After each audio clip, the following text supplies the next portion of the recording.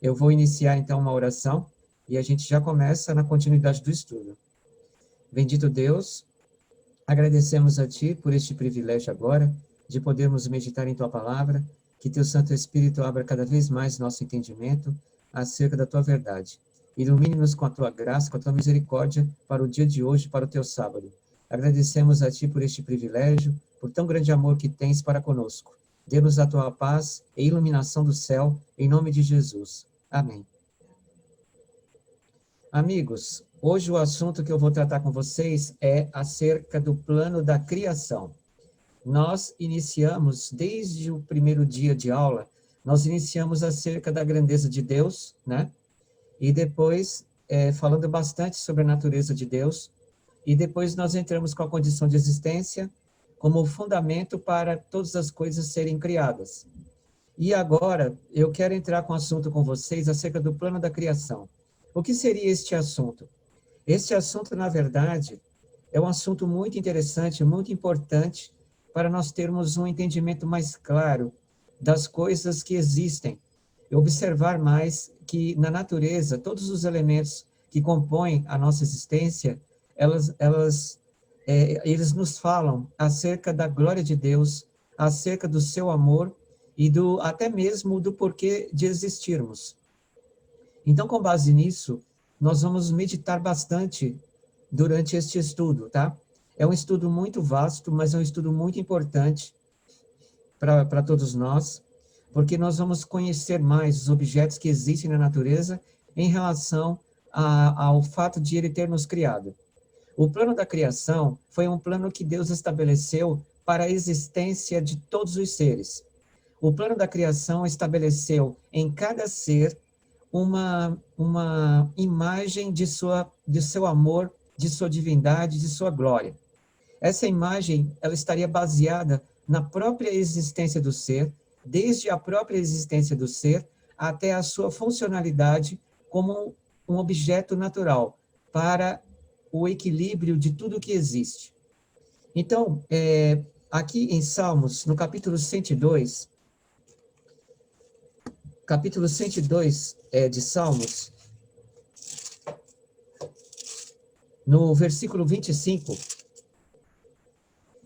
o salmista Davi, ele nos diz o seguinte: desde a antiguidade fundaste a terra, e os céus são as obras das tuas mãos. Então Deus tinha um propósito em criar todas as coisas, não apenas para nós usufruirmos do seu amor por meio de nossa existência, mas também o propósito é de que cada coisa que viesse a existir iria trazer mais luz acerca da grandeza de Deus e o fato de ele ser o nosso Criador. Todas as coisas dariam testemunho acerca de Deus, acerca de sua majestade e do fato de ele ser o nosso Criador. Aqui no texto de Jeremias, no capítulo 10, Jeremias capítulo 10, no versículo 12, a palavra de Deus diz assim: ele fez a terra com o seu poder, ele estabeleceu o mundo com a sua sabedoria, e com a sua inteligência estendeu os céus. O plano da criação, no propósito de Deus, era introduzir em cada coisa criada por ele a manifestação de sua sabedoria. A sabedoria, nós já vimos nos estudos anteriores, que se trata do Evangelho. O Evangelho é a manifestação da sabedoria de Deus. E também tanto quanto é a ciência de Deus. Então, neste caso, uma vez que Deus viesse a criar todas as coisas, os objetos que ele havia criado, como plantas, como água, as árvores, os pássaros, qualquer ser que estivesse existindo, refletiria esta sabedoria, refletiria para o nosso entendimento o conhecimento da verdade acerca de Deus. Isto é o que nós chamamos de plano da criação. E também é o que é hoje compreendido pelos homens como as ciências. As ciências da existência e de tudo o que existe. Então, por causa disso, Deus estabeleceu todas as coisas por meio de sua própria sabedoria e inteligência. Então, as coisas existem não por falta, não por um acaso, não por uma situação casual, mas sim pelo fato de que houve realmente uma sabedoria envolvida na existência dos objetos criados pelas mãos de Deus. Isso é muito importante, porque nós vamos aprender a ler na natureza, nós vamos tentar fazer isso hoje, né? Nós vamos aprender na lei da natureza a enxergar o amor de Deus numa planta, numa árvore, num pássaro, nos animais, no ser humano. Nós vamos procurar enxergar o amor de Deus, tá? Entender o evangelho em cada objeto existente. Eu enumerei aqui uma certa quantidade, é pequeníssima, tá? Em relação a tudo que existe. Mas eu, mesmo assim, eu vou tentar passar para vocês a revelação do evangelho, tá? Nestes objetos naturais que eu vou iniciar a partir de agora com vocês, tá bom? Não é uma coisa tão simples, né? Mas para vocês já se adaptarem a perceber que, de fato, não somente existe Deus, mas de que o evangelho já existe registrado nas coisas criadas, tá? Que é a representação do amor dele para com cada um de nós. Um exemplo disso, nós podemos pegar aqui no livro de Jó, no capítulo 26,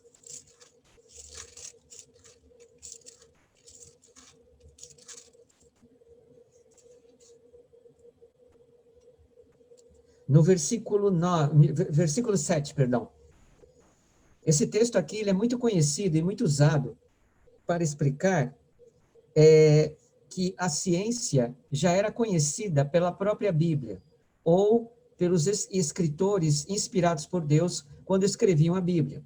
Então, normalmente, esse texto ele é usado para isso.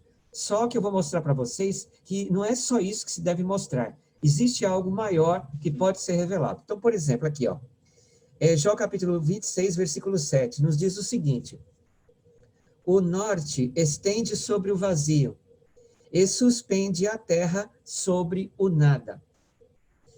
Deus, ao criar a nossa terra, ele a colocou sobre o nada. O nada seria o vácuo. Então, nós vamos estar analisando um pouco acerca da existência do vácuo. Qual é a relação da existência do vácuo para com o evangelho? Eu queria pedir a Su para ela colocar para a gente uma imagem aí. Dizendo aqui no seu celular que a imagem não está sendo suportada. É muito grande? Disse que tem que ser a imagem em PDF. Não está aceitando. Devia ter testado. Ah, gente, então tudo bem. Mas tudo bem. Eu ia pôr uma imagem aqui, mas acho que não vai dar para pôr para vocês, né? Mas, então, imaginem uma coisa. Ela está reconhecendo como imagem. Ah, tá. É algum problema que está dando aqui para a gente, mas tudo bem. O texto aqui nos informa que a palavra de Deus menciona que a terra ela foi colocada sobre o nada. Então, o nada representa o vácuo, né? O vácuo é a inexistência, é a ausência de existência. E o vácuo, quando Deus criou, quando Deus estabeleceu o vácuo, ele passou uma luz de informação para a existência do vácuo. Para a existência de cada coisa que Deus viesse a criar, existe sempre uma revelação do amor de Deus. No caso do vácuo, nós teríamos uma informação também muito importante. Tanto nesse texto aqui de Jó 26, versículo 7, como também aqui de Salmos, no capítulo 19, comparando os dois textos, né? Salmos, capítulo 19, versículo 1, nos diz assim, ó: os céus declaram a glória de Deus e o firmamento anuncia a obra das suas mãos. O firmamento é o vácuo. O firmamento é o espaço, é o vácuo. A criação do espaço era necessária não só para ocuparmos um lugar nele, né? Como nós entendemos que seja, mas também para uma outra revelação. Essa revelação também demonstraria para nós o evangelho, o amor de Deus. Em que aspecto o vácuo poderia nos mostrar como lição para nós? Uma vez que a Bíblia está dizendo aqui que os céus declaram a glória de Deus e o firmamento anuncia as obras das suas mãos.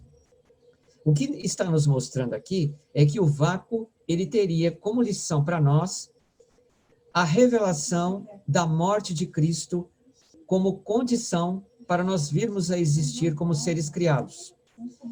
A morte que Cristo criou como cordeiro morto para satisfazer a condição de nossa existência, como nos estudos anteriores nós vimos, a morte, ela representaria, nesse caso, a ausência de vida. É o óbvio. Essa ausência de vida ou ausência de existência seria uma lei estabelecida para o vácuo. E o vácuo, então, nos daria uma informação de que seria por causa da morte de Cristo, como um sacrifício para nós virmos a existir, que ele foi criado. A criação do vácuo, da inexistência, apontaria para o sacrifício de Cristo como cordeiro morto. Então, o próprio vácuo nos daria uma lição acerca da existência do amor de Deus para conosco, para que pudéssemos compreender que nós existimos por causa deste amor revelado no cordeiro morto, tá? Então, essa é uma característica do vácuo, da ausência de existência, ou seja, o próprio espaço em si mesmo. Nós temos uma outra questão também a abordar. Por exemplo, em Salmos capítulo 68, versículo 33, a Bíblia nos fala que Deus, ele estabeleceu os céus dos céus. Aqui diz assim: aquele que vai montado sobre os céus dos céus, que existiam desde a antiguidade. Eis que envia a sua voz e dá um brado veemente. Salmo 68, versículo 33. Aqui é revelado para nós a existência de outros universos. Universos que foram criados desde a antiguidade, antes mesmo do nosso universo ter existido. Estes céus são a representação de espaços, infinitos espaços, apontando assim para que pudéssemos preenchê-lo, pudéssemos com a nossa existência ocupar um lugar. E nesse sentido, na ocupação de um lugar para a nossa existência, nós aprenderíamos por meio disso a revelação do amor de Deus.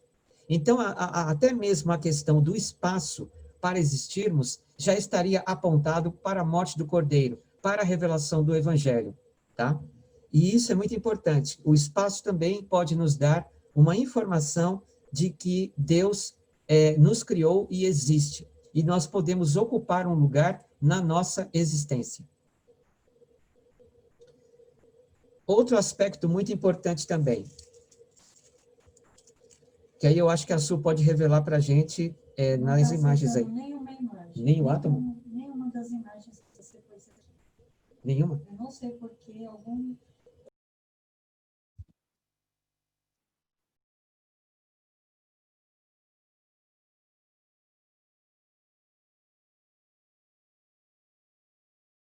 Bom, gente, é que a gente está tendo um problema de envio de imagem, mas acho que é por causa do tamanho da imagem, não está dando certo.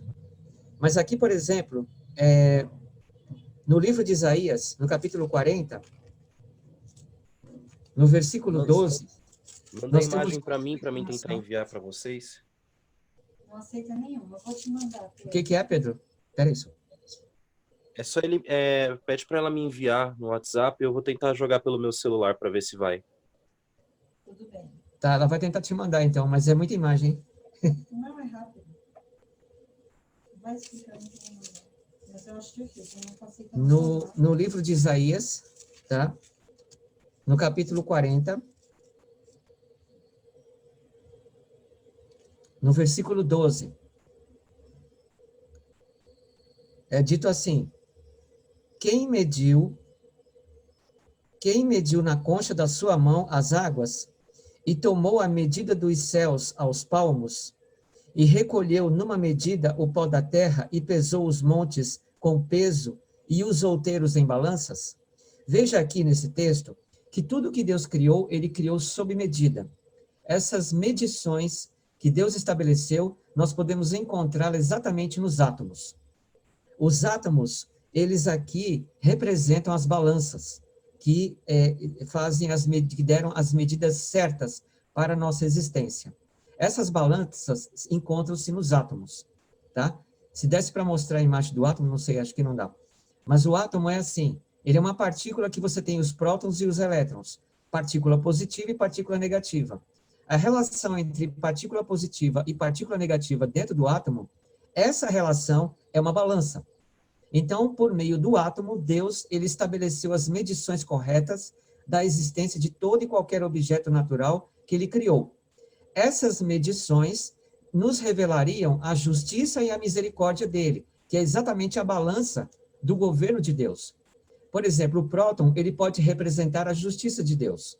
O elétron pode representar a misericórdia de Deus. Então, a revelação do evangelho, até mesmo nos átomos, é possível de ser observado dentro das leis naturais, tá?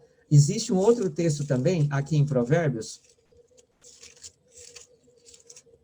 no capítulo 8, abordando também ainda o mesmo assunto acerca do átomo.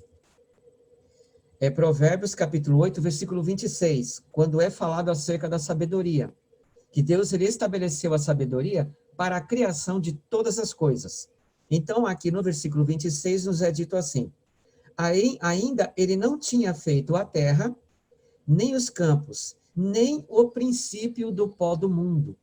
O pó mencionado aqui, o princípio do pó do mundo, na realidade é apontado para o átomo, que é o fundamento da nossa existência. Aí, deu certo.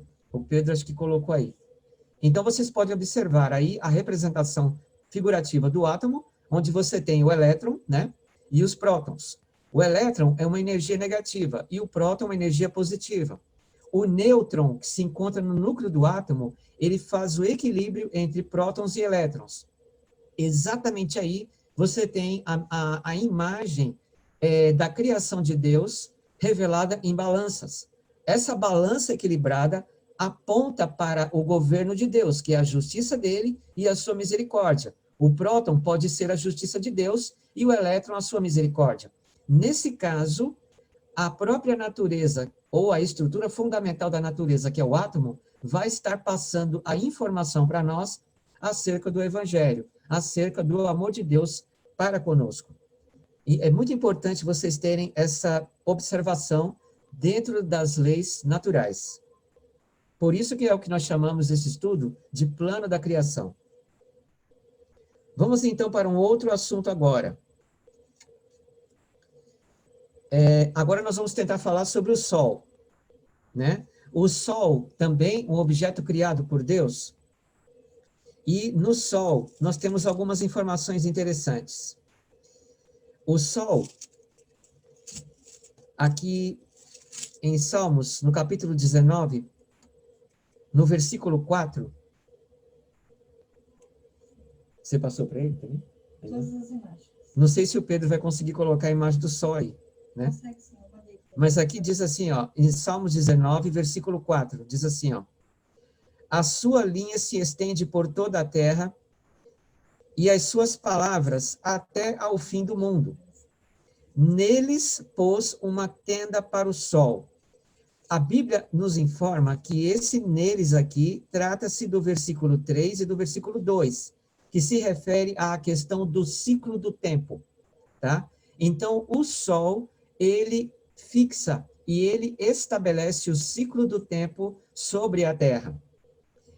Nesse caso, o sol ele passa a ser um símbolo de Deus. Um exemplo disso, lá em Salmos 84, versículo 11, Salmos capítulo 84, versículo 11, nos diz o seguinte: porque o Senhor Deus é o sol e escudo. O Senhor dará graça e glória, não retirará bem algum aos que andam na retidão. Assim também é o sol. O sol, ele é um símbolo da glória de Deus. Além de ele ser o símbolo da glória de Deus, porque a energia que há nele é inesgotável, nunca acaba, é uma energia que ele mesmo perde e ele mesmo produz. Por isso que a ciência até hoje tenta entender como que o sol pode produzir e ao mesmo tempo perder energia sem se desgastar. E isso é uma coisa fantástica. que Deus estabeleceu. Por isso que o sol é como se fosse a imagem de Deus. É o símbolo de Deus, né? Revelando o seu poder e glória. Mas não é só isso. É por causa do sol que é possível haver a germinação na terra dos alimentos, das plantas, como também a fecundação dos seres vivos, tá? Por causa justamente da energia do sol. Outra coisa importante acerca do sol. O sol é ele quem estabelece o ciclo do tempo, como eu mencionei para vocês.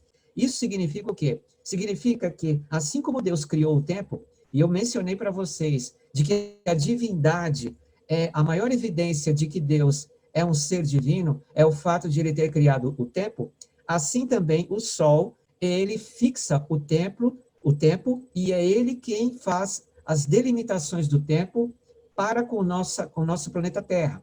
É ele que faz o surgimento das semanas, né?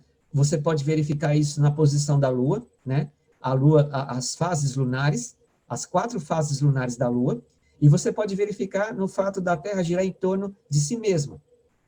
Nestes 2 casos, o Sol é o grande governante. É ele quem administra o tempo na Terra, além de administrar a fertilização do solo, além de produzir energia, como a chamada vitamina D, para o nosso organismo, ele estabelece vitalidade ao nosso ser, ele destrói bactérias, destrói vírus, né? Então, o Sol, ele tem a funcionalidade de nunca se desgastar. Isso representa claramente a divindade, tá? É uma representação da divindade. É importante vocês observarem que todas as coisas que existem no universo, elas têm uma função que sempre irão representar o amor de Deus, a glória de Deus para conosco. Cabe a nós aprendermos a ler estes objetos naturais. Então, este estudo do plano da criação visa exatamente isso, a nós começarmos a aprender a enxergar na natureza o amor de Deus, a sua divindade para conosco, tá? Um outro ponto também, agora sobre a luz. Vamos ver se o Pedro encontra aí a imagem da luz. Aqui, a imagem da luz, Pedro, é só uma luz assim, radiante, tá? São os raios saindo dela. Isso, é esse aí mesmo. Isso mesmo, Pedro. A Bíblia aqui nos fala em Gênesis capítulo 1, versículo 3, dizendo assim, ó: e disse Deus, haja luz e houve luz. O surgimento da luz, ela foi importantíssima a sua existência. Por quê? Porque é exatamente na luz que nós iremos encontrar a fixação do tempo, tá? O tempo é a relação entre luz e trevas. O surgimento da luz implicaria no equilíbrio da existência do vácuo. O vácuo, eu falei para vocês antes, né? O vácuo, ele é estável justamente por causa da relação entre luz e trevas, tá? Essa relação de equilíbrio entre o real e o irreal, entre luz e trevas, é que faz com que o vácuo esteja sempre equilibrado. E por que eu falo do equilíbrio do vácuo? Porque o que acontece é o seguinte, eu não sei se vocês sabem de forma muito clara, mas o buraco negro, na realidade, ele é uma distorção entre luz e trevas.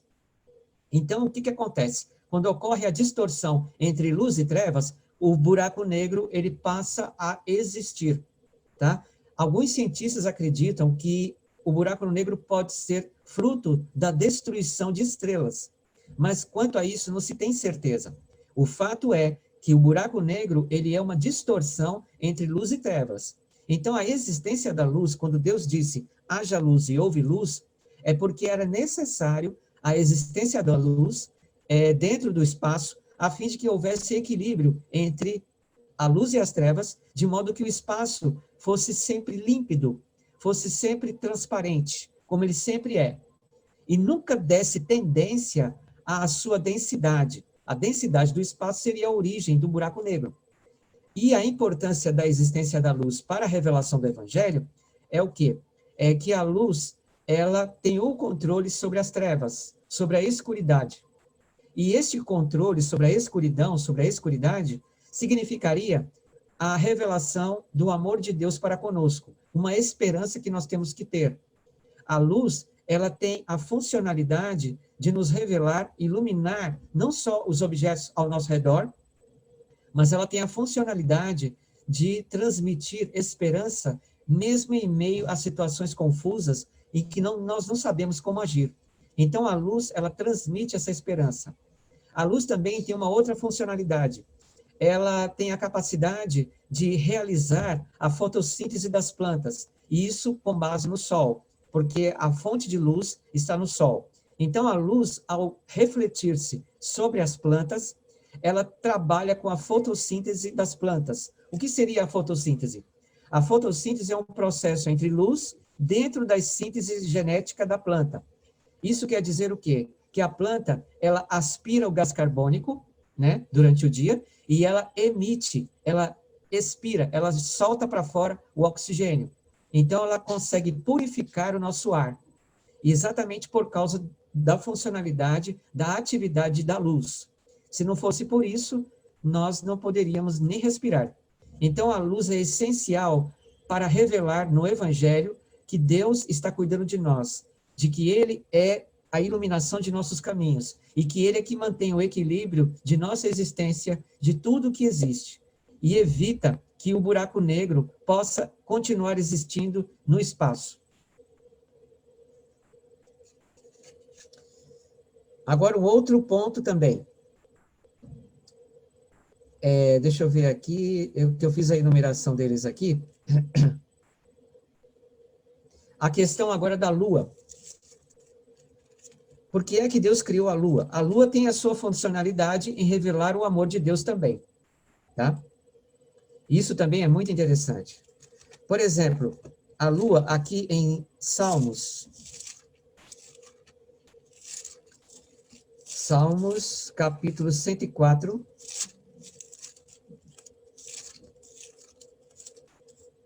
Salmos, capítulo 104, versículo 19.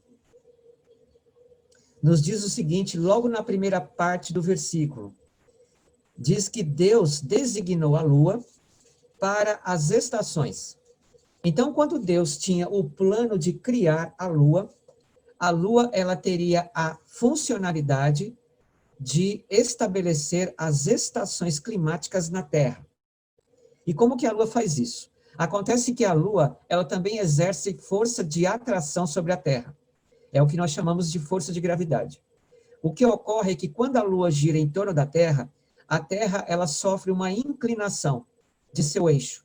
E no momento em que ela se inclina em relação à luz do Sol, ela começa a dividir em sua superfície a claridade do Sol, em regiões mais claras para regiões mais escuras. Isso quer dizer que ocorrem as diferenciações de clima, tá? Nas estações de clima. Os climas passam a ser mais quentes, ou que nós chamamos de verão, ou o clima passa a ser mais frio, que é o que nós chamamos de inverno. O inverno o estado do inverno entre o verão e o inverno rústico, o inverno forte, é o que nós chamamos de outono. E uma outra estação também presente, que precede ao verão intenso, é chamado de primavera. Então, essas 4 estações, a Lua tem a sua funcionalidade de, pela sua atração gravitacional sobre a Terra, fazer com que a Terra incline de seu eixo. Em relação ao amor de Deus dentro do Evangelho, o que a Lua nos transmite? A Lua nos transmite o seguinte, que, em primeiro lugar, ela é um astro que não tem luz própria, mas ela é um astro que nos traz esperança nos momentos noturnos, escuros do céu. A esperança é o quê? É que um novo dia há de nascer. Um novo dia, uma nova esperança para o dia seguinte há de surgir. A Lua nos transmite esta informação, e esta informação que ela nos transmite não é uma linguagem verbal, é uma linguagem não verbal, uma linguagem não falada, mas é uma linguagem no nível semiótico, ou seja, uma linguagem no nível não verbal, uma imagem. Ela nos transmite a informação de que o dia de amanhã será melhor, que haverá um dia melhor para nós, um dia que será claro, que será belo.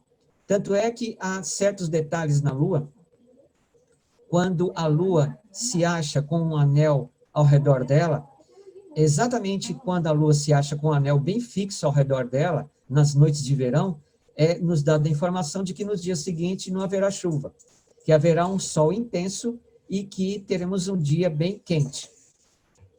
Nesse tipo de informação é que nós passamos a compreender também as funções da Lua.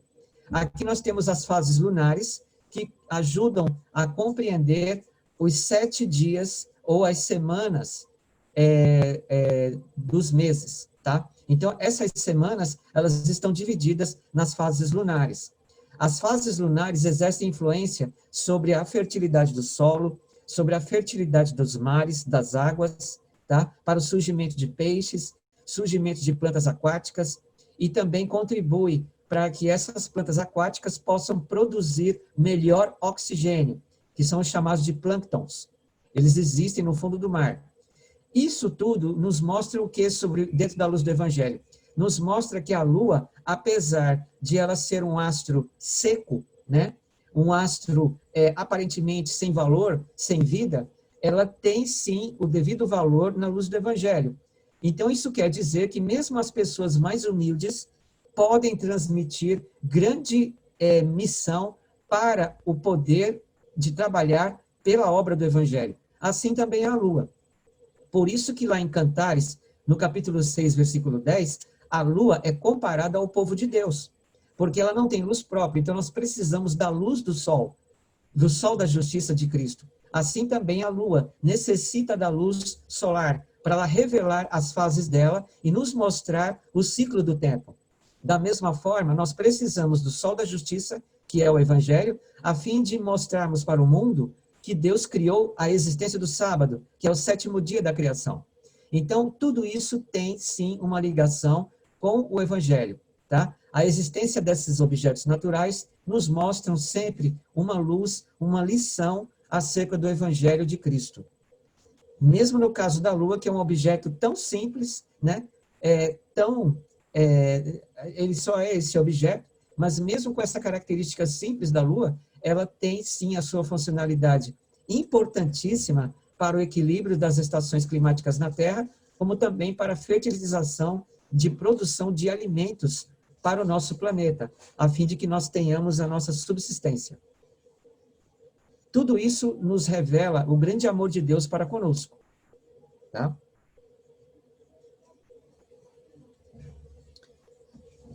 Bom, outra característica também muito importante.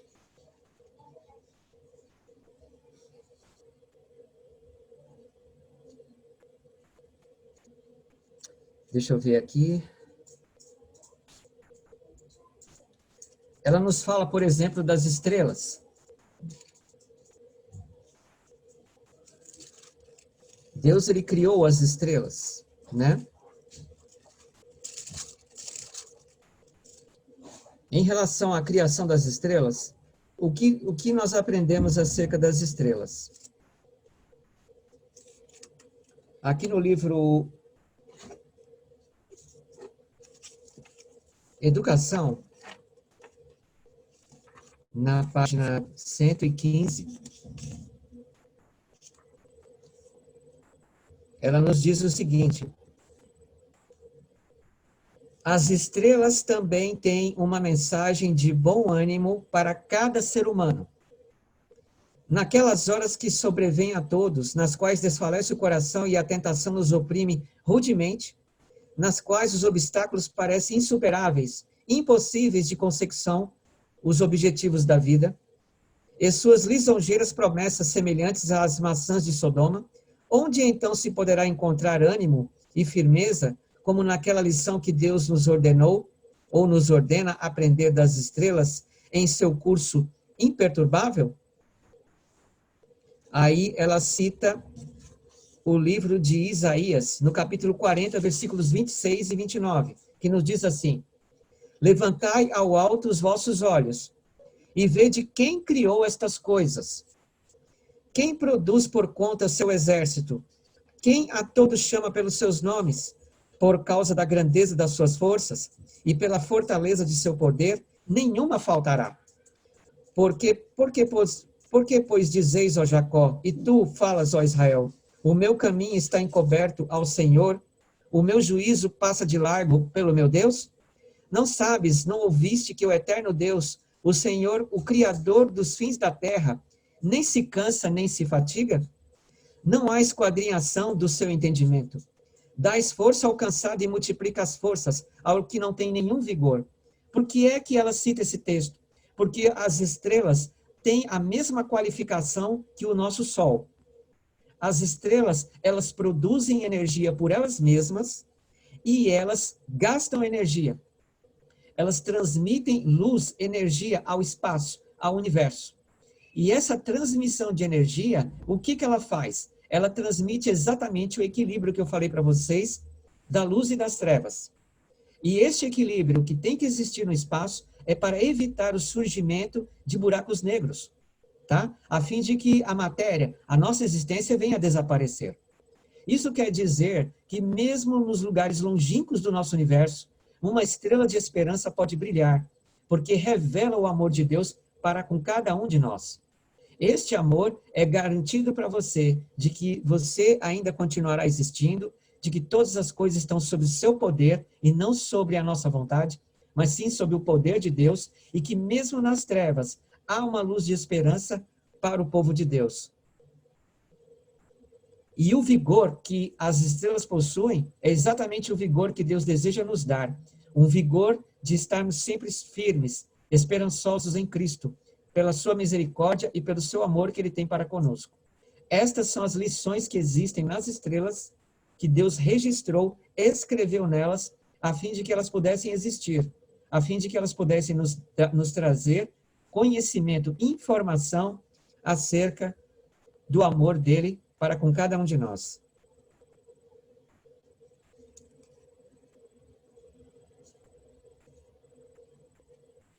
Outro fato importante são as águas. Em Salmos, no capítulo 104, falando sobre as águas,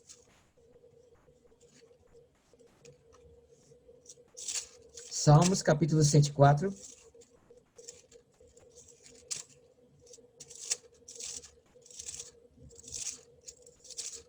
versículo 10 em diante. Dos versículos 10 até o versículo 13, diz assim: Tu que fazes sair as fontes nos vales, as quais correm entre os montes, dão de beber a todo animal do campo, os jumentos monteses matam a sua sede. Junto delas as aves do céu terão a sua habitação, cantando entre os ramos. Ele rega os montes desde as suas câmaras. A terra farta-se do fruto de suas obras.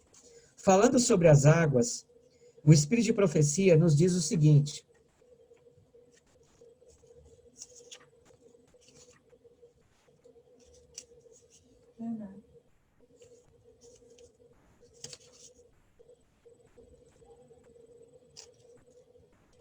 na página 116, ela diz o seguinte: o vasto e profundo rio, que oferece caminho ao tráfego e viagens dos povos, é tido na conta de um benefício ao mundo inteiro.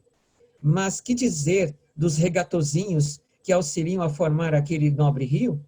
Se não fossem eles, o rio desapareceria. A sua própria existência depende deles. Semelhantemente, homens há que, chamados a dirigir alguma grande obra, são honrados, como se o êxito fosse devido a eles, tão somente. Mas esse êxito exigiu a fiel cooperação de quase inumeráveis obreiros mais humildes, obreiros de quem o mundo nada conhece. Então, isso quer dizer o seguinte, que as águas, elas podem transmitir fertilização do solo, e comparando aqui o texto dos Salmos com o texto do Espírito de Profecia, elas transmitem a fertilização do solo, e por meio das águas, o fato de ela ter umas moléculas angulares, elas contribuem para a distribuição certa dos nutrientes a todo o solo. A presença da água na nossa vida, no nosso organismo, contribui também para o relógio do metabolismo do nosso corpo. Isso que significa que a água, ela refrigera o nosso espírito. Da mesma forma, lá em Salmo 19:10, é dito que a lei de Deus também refrigera o nosso espírito. Salmo 19:7, perdão. Diz que a lei de Deus refrigera o nosso espírito. Da mesma forma, a água. Então, a água, ela tem também informações acerca do Evangelho de Deus, de distribuir toda a beleza, a riqueza, os tesouros da vitalidade a todos os seres sobre a terra, da mesma forma que a água pode transmitir para nós a vitalidade pelas substâncias, pelos alimentos que nós comemos, a todas as células do nosso corpo. E isso em tempo certo. Isso em tempo certo, a todas as células do nosso corpo. Por isso que a presença da água nos fala acerca de Deus, fala também da sua glória. Porque a água, ela ocupa vários lugares ao mesmo tempo. Ela está presente em todos os lugares ao mesmo tempo. E o interessante é que as moléculas de água, mesmo ocupando todos os lugares ao mesmo tempo, a sua funcionalidade dentro dos átomos, elas são a mesma coisa em qualquer molécula de água mais distante. Então, há um sincronismo nessas moléculas de água. E isso quer dizer a revelação também do poder de Deus, de que Deus pode ocupar todos os lugares ao mesmo tempo e estar em sincronia com o nosso tempo, com a vida de cada um de nossos seres, de um de nós. Então, isso é muito interessante, observar a grandeza da água também na nossa vida, em comparação à glória de Deus. Só mais um texto aqui, deixa eu ver se eu acho aqui. Ela também menciona o seguinte. Ela diz assim: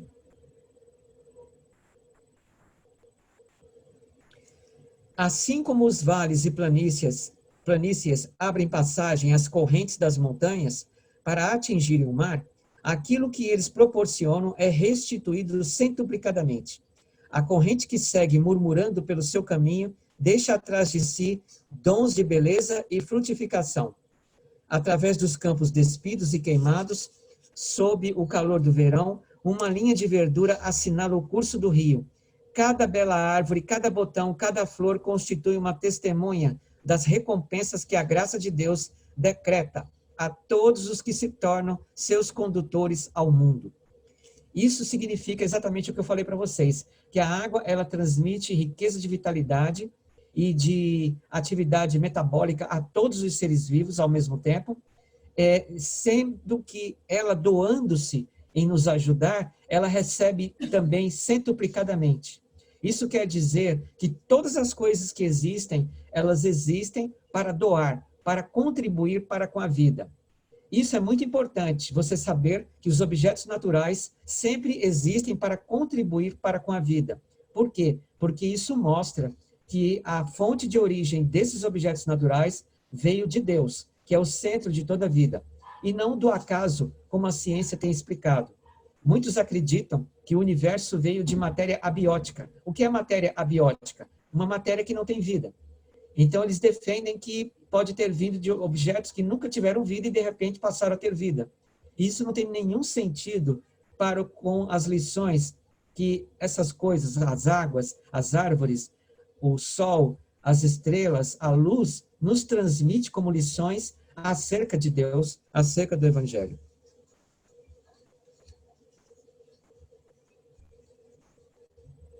Mais um item. Agora eu quero falar para vocês acerca dos relâmpagos. Olha a importância dos relâmpagos. Isso nós podemos ver aqui em em Jeremias, no capítulo 51.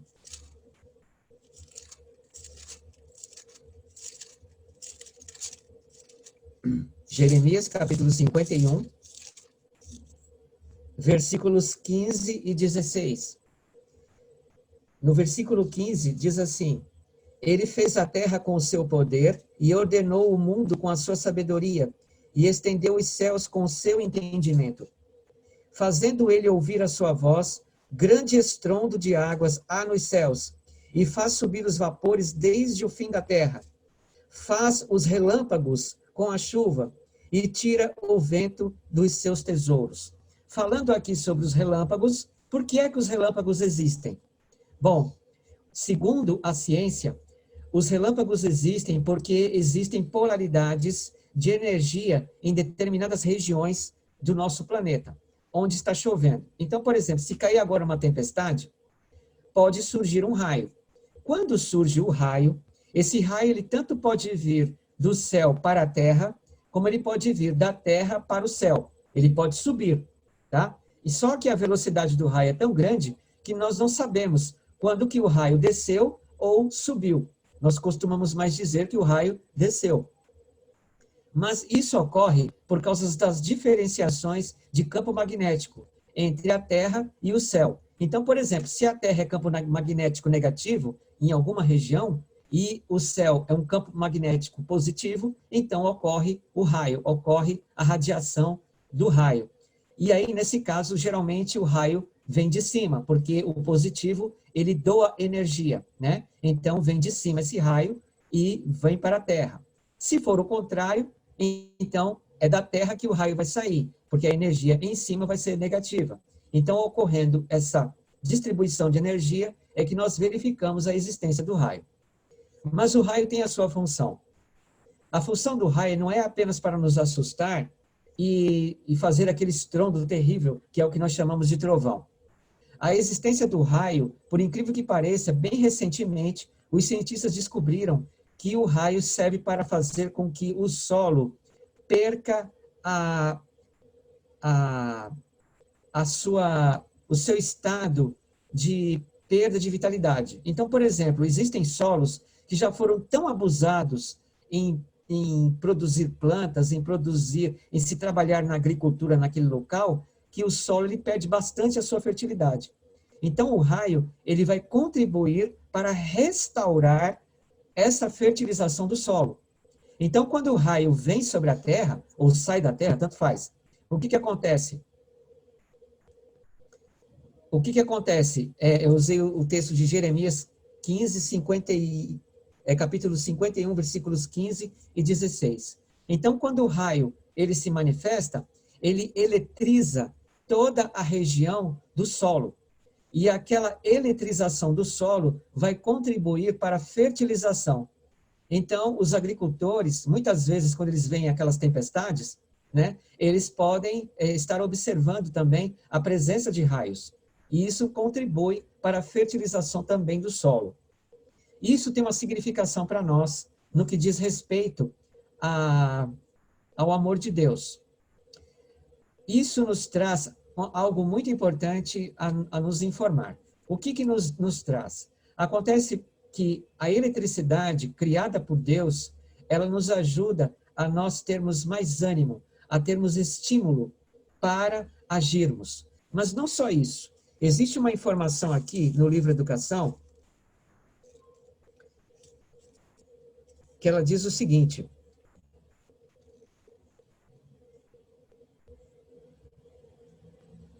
ela fala que o Sol ele deve comunicar calor e a eletricidade deve ser levada à semente sepultada.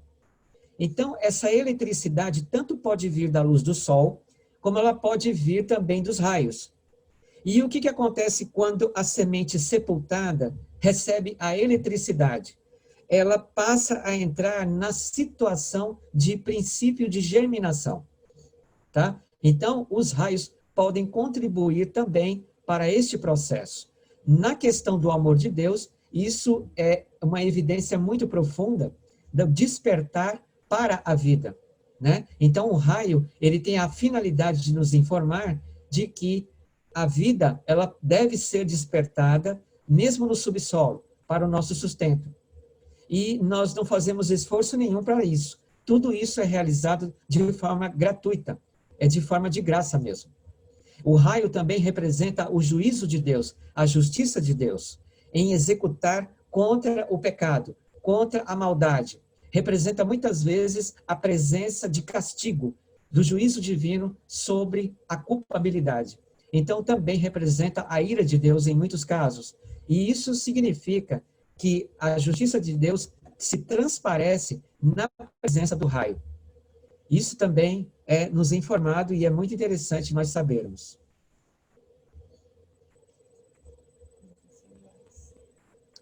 Bom, a gente já está chegando já no fim, né, do nosso estudo. Então, vou ter que parar por aqui, mas no próximo sábado a gente vai continuar com outros itens, né, para a gente estar se aprofundando mais, ok? E caso vocês tenham dúvidas, vocês podem colocar no grupo, né, as dúvidas, ou então vocês podem escrever essas dúvidas, guardando-as para o nosso espaço que nós vamos dar para vocês, quando nós terminarmos o estudo número 3, que fala do plano da criação, tá? Aí vocês podem estar perguntando, e a gente pode estar tentando aí responder para vocês, tá certo? Agora, se vocês tiverem uma dúvida muito urgente, coloquem no grupo que a gente vai tentar responder, tá certo? Não mande para mim no privado, gente. Coloquem no grupo, sabe por quê? Porque eu quero que as outras pessoas também participem, tá? Eu quero que as outras pessoas também saibam, porque elas também poderão ter essas dúvidas e vocês terem a resposta antes delas, não é legal, né? Então, mas é legal que vocês compartilhem a dúvida que vocês têm com os demais aí, para que a gente possa estar respondendo para todos ao mesmo tempo e tentando esclarecer qualquer questionamento difícil aí que possa ser, tá? A gente vai tentar estar respondendo dentro do Evangelho, dentro da Palavra de Deus, ok? Eu agradeço a presença de vocês, nosso tempo já se finou, né? E eu vou ter que terminar, porque eu vou ter aí uma outra sala para estar passando estudo também. Deus abençoe a todos vocês, desejo um feliz sábado, tá? Para todos vocês. E eu gostaria de pedir... Ô Pedro, você pode fazer a oração por nós aí? Para concluir nossa sala? Com prazer. Oremos. Grandioso Pai que estás nos céus, obrigado, Senhor, porque pela plenitude do teu poder e pelo Espírito Santo, abriste-nos o conhecimento para enxergar o teu amor em meio à natureza que tu fundaste, ó Pai. Que em nome de Jesus esse conhecimento venha crescer e que possamos enxergar as coisas à nossa volta com um olhar agora completamente diferente. Guarda cada um aqui presente e não deixe que tais informações venham sumir de nossas mentes. Em nome de Jesus, amém. Amém. Obrigado, Pedro, pelas figuras aí que você colocou, viu? Obrigado mesmo. Opa, precisou, tamo aí. Tá certo. Gente, boa tarde, feliz sábado para vocês. Deus abençoe.